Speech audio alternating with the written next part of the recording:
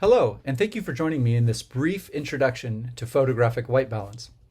In this video, I will introduce you to the importance of white balance for capturing true and vibrant colors in your outdoor photography. The topics I will discuss are what white balance, or WB as represented on most cameras, is, how to set your white balance, how to know which white balance settings to use, and what white balance is actually doing for your image.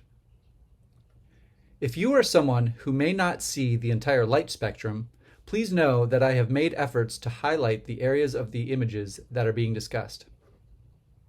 Each and every source of light, be it sunlight, a light bulb, camera flash, phone light, shines with a subtle color hiding in the seemingly white light. Sometimes light looks bluish, sometimes a bit more yellow. White balance is the process by which the color of your photograph is adjusted, either in camera or with software, to achieve the most realistic tone and richness.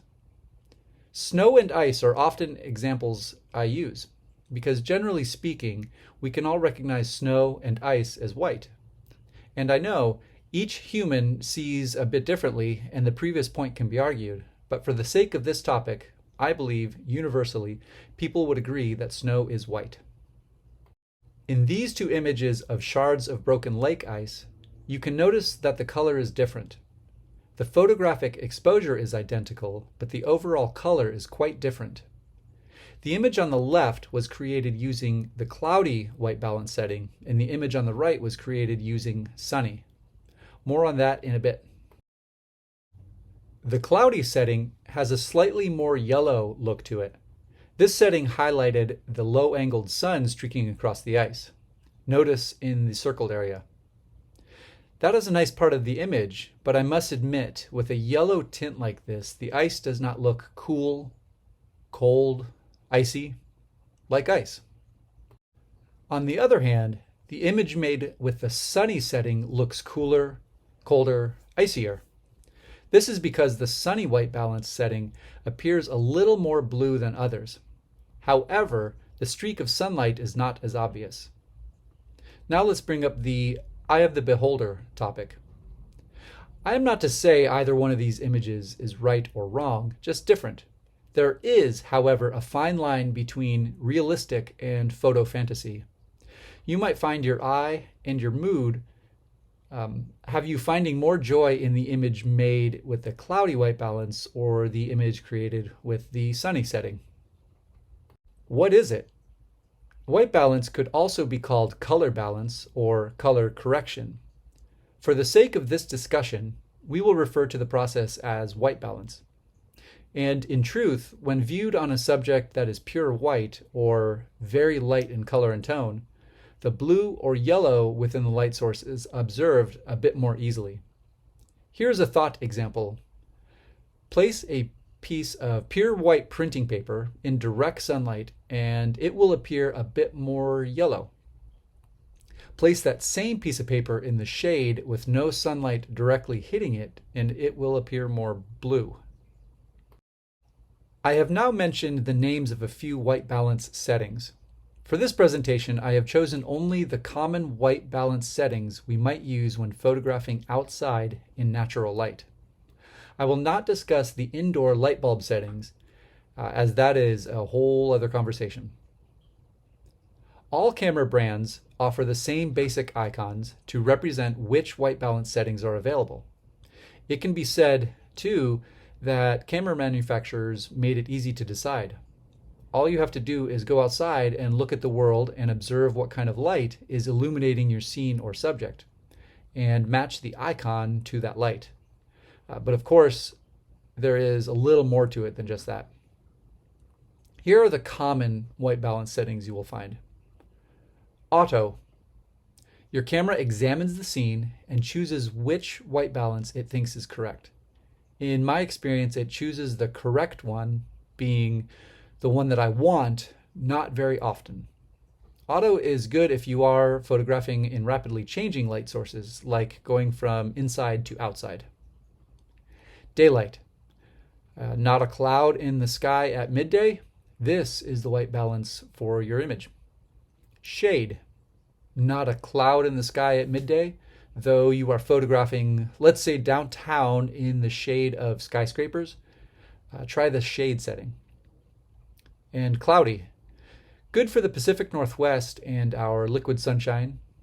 Gray days, choose cloudy. Sunrise, sunset, choose cloudy. Some white balance choices are not so different. Some are very different and create an unnatural looking image. The difference between daylight and shade or cloudy is pretty obvious. Neither one appears unnatural or incorrect, they just offer different moods. The difference between shade and cloudy for this particular scene is subtle.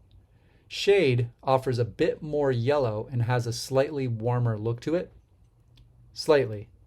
Cloudy holds on to a little more blue in the sky. A little. Tungsten, however, which is a type of gas used in some light bulbs, just looks wrong, unnatural. Blue, blue, blue. Neon, almost. In this image created at Smith Rock State Park, I used the shade white balance setting for the image on the left and cloudy for the image on the right. The difference is subtle, and with a quick glance you may not notice how they are different. There are some questions I ask myself when I am deciding between two white balance settings when photographing a contrasty scene like this one.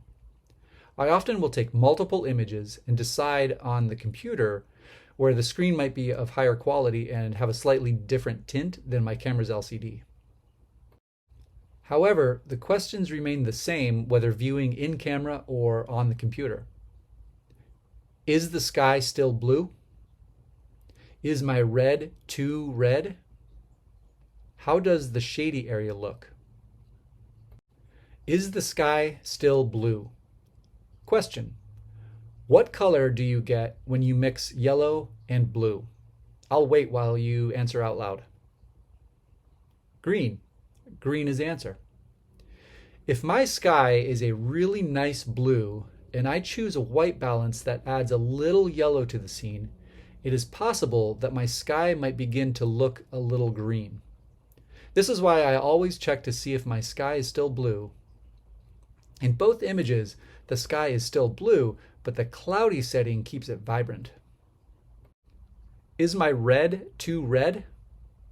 I don't want the rock in my image to be too red, glowing, unnatural, and gaudy. The low angle of the sunlight will naturally add a bit more red, so I do not want to add red on red on red. Both look nice, but the shade setting is getting close to too red.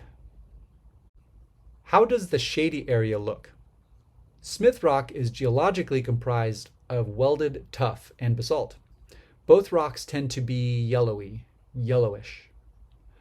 The rock color is still noticeable with the cloudy setting, and since this was a cool morning, I like the image created with the cloudy white balance setting because it is a bit more blue.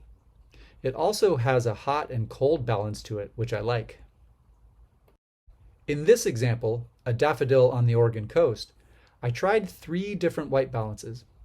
For the sake of this presentation, I chose auto for the photo on the left. The yellow is not bad, but look at the green stems. They almost look gray. Cloudy was chosen for the middle image. The petals are beginning to look a little bluish though. The image on the right was created with the shade white balance setting. This one looks the most natural and balanced to my eyes.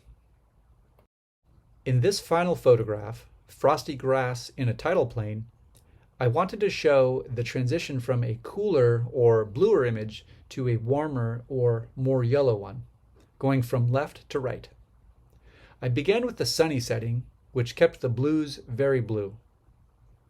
Next was cloudy, which allowed for a little more yellow, a warmer look. The sky is still clearly blue. For the image on the right, the shade white balance setting was used. Here, the grass loses its frosty look and the sky is not really blue anymore. But this highlights the rising sun's reds and yellows. You will find similar lighting in nature and will have to find your own balance between cool and warm tones, blue and yellow light. It will take time for you to understand what each white balance does for your image. Enjoy the process and create images using a wide range of white balances, and view them on a computer screen.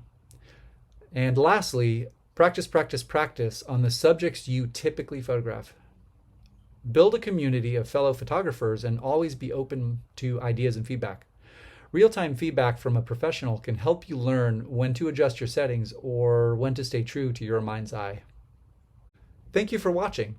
For a schedule of upcoming in-person classes, go to www.patrickaaltophotography.com to find a calendar full of outdoor photography classes taught at beautiful outdoor locations in the Portland, Oregon area and beyond. These include private sessions for 2 people or group classes for those who enjoy building community and learning from a professional alongside fellow outdoor photographers. And again, thank you for watching.